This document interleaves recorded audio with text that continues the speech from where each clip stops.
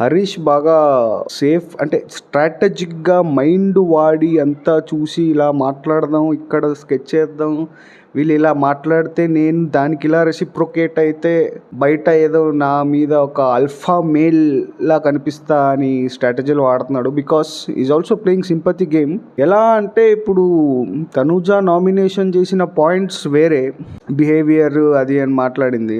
దాంట్లో ఆయన మళ్ళీ తన బిహేవియర్ మీదే మాట్లాడుతూ వేరే వాళ్ళకి నేను తినే అప్పుడు వేరే వాళ్ళ గురించి ఆలోచిస్తాను, మీరు ఆలోచించరు. It wasn't a point it self. అది పాయింటే కాదు. తినే అప్పుడు ఎవడి గురించి ఎందుకు ఆలోచిస్తాడు?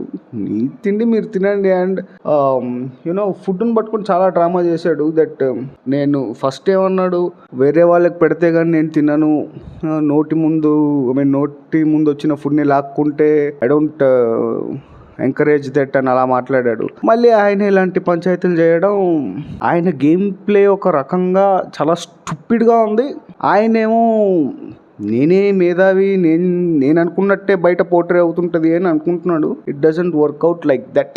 మరి మీకేమనిపించిందో? అంతేనా గురుగారు? అవును, నీ అంతే. మనసు మార్చుకోరా? పట్టుదలొస్తే డ్రాయరే మార్చుకోను. ఏదో మనసెంత